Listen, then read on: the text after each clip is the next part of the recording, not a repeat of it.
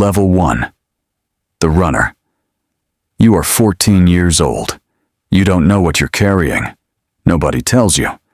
They hand you a backpack and point you toward a corner 3 blocks away.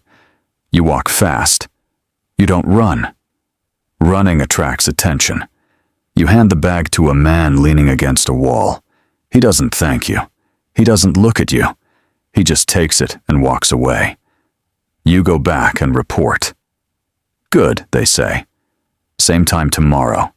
You make $20. You think that's a lot. You don't know yet what $20 costs. Level 2. The lookout. You've been reliable. 6 months, no problems, no police, no lost packages.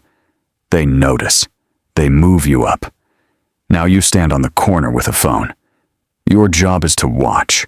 You memorize the cars that circle the block twice. You know which faces belong and which ones don't. When something feels wrong, you make a call. 1 ring means slow down. 2 rings means scatter.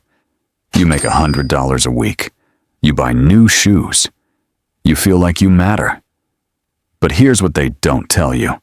The lookout is the most exposed position in the entire operation. You are standing in public every day in the same spot. The police photograph corners. They build files. They know your face before you know theirs.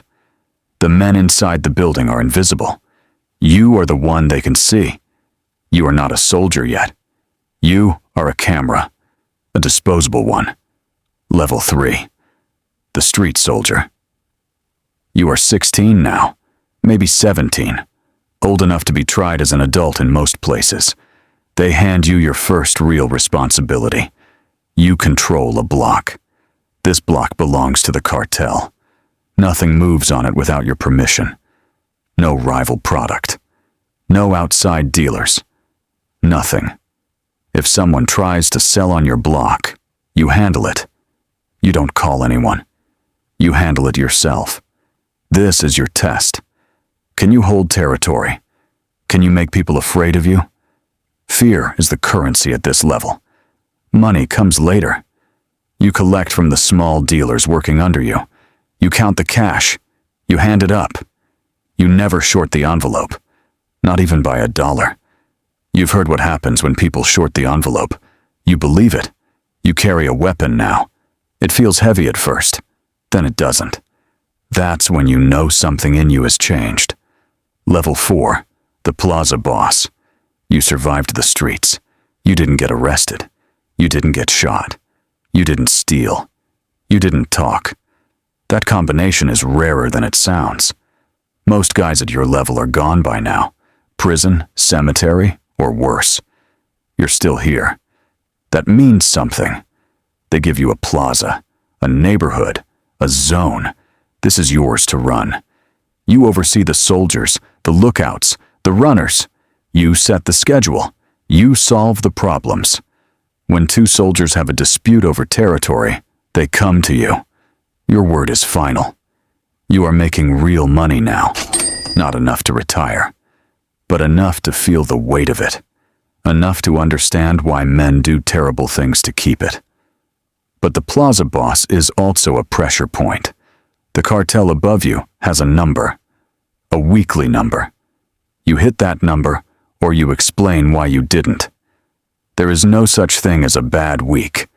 There are only bad plaza bosses. If your numbers drop, they send someone to find out what's wrong.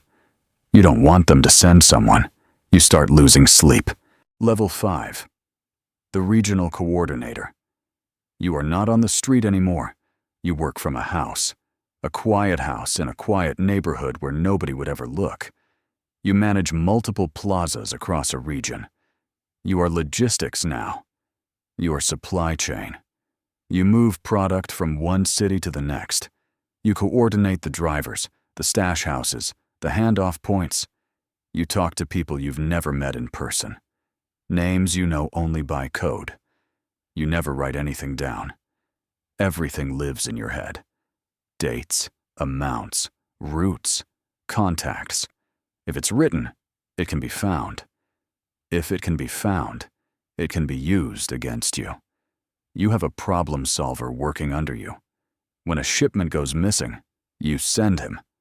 When a driver starts talking to people he shouldn't be talking to, you send him. You don't ask what happens next. You don't want to know. You just need the problem to stop existing. Your family thinks you're an import and export. You are. Level 6, the financial operator. Here's what nobody tells you about cartels. The hardest part isn't moving the product. The hardest part is moving the money. You can't just deposit cash into a bank. Not millions of it. Not without someone asking questions. This is your job now. You take dirty money and you make it clean. You buy restaurants. You buy car washes. You buy apartment buildings and construction companies and small hotels in cities that nobody pays attention to. The businesses are real. The employees are real. The receipts are real. But the profit margins are adjusted. A restaurant that should make $40,000 a month shows $200,000. Nobody questions it if you do it carefully enough. You are a businessman. That's what your card says. That's what your suit says. That's what your office on the 14th floor says. You are also the most valuable person in the organization that nobody talks about. The cartel can find another shooter in an hour.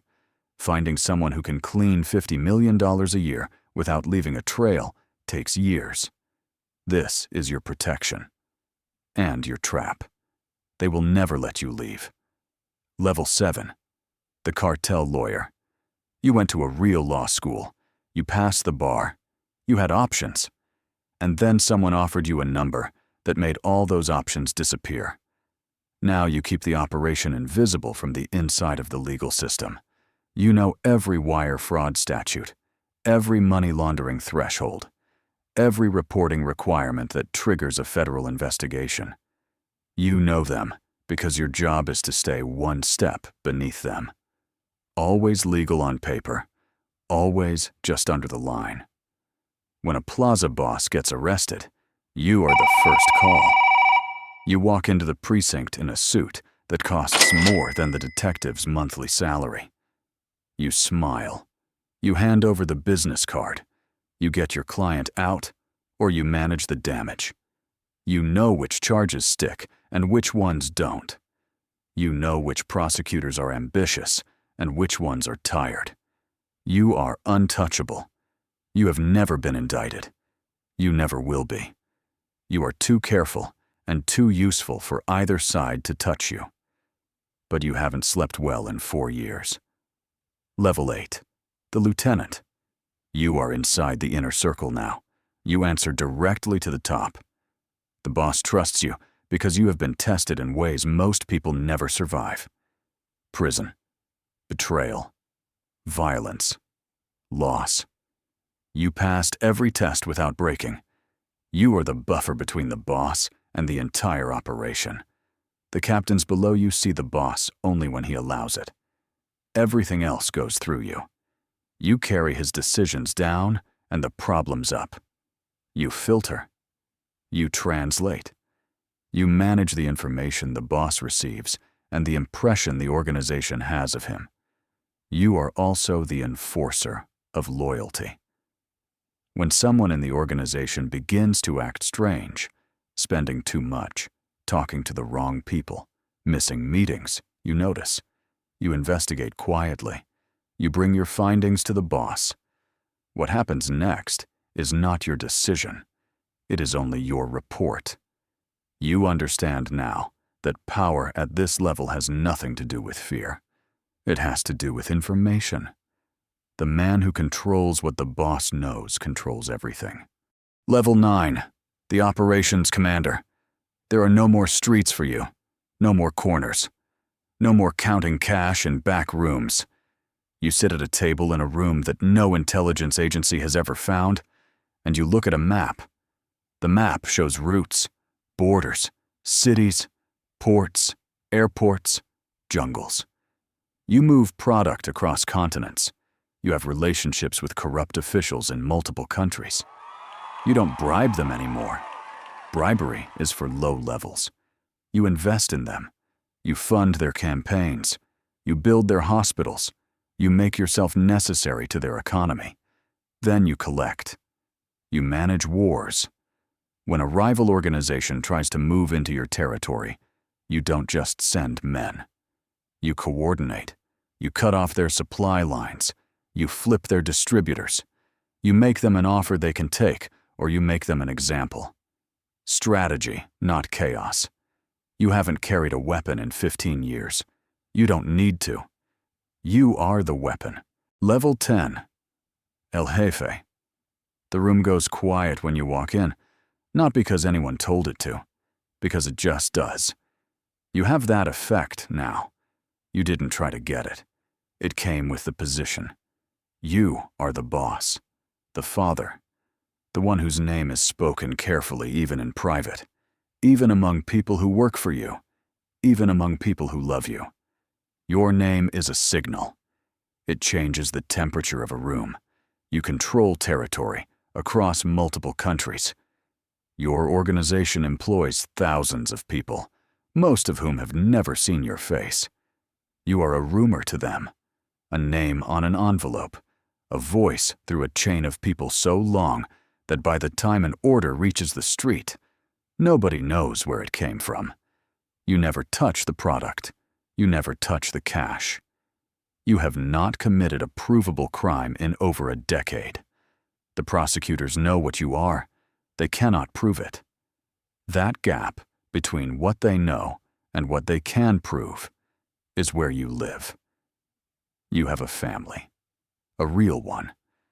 Children who go to school and play sports and don't know what their father does. A wife who stopped asking questions years ago. A home that looks like the home of a legitimate businessman, because in many ways, that's exactly what you are. You have everything. You cannot trust a single person who is close to you. Not one.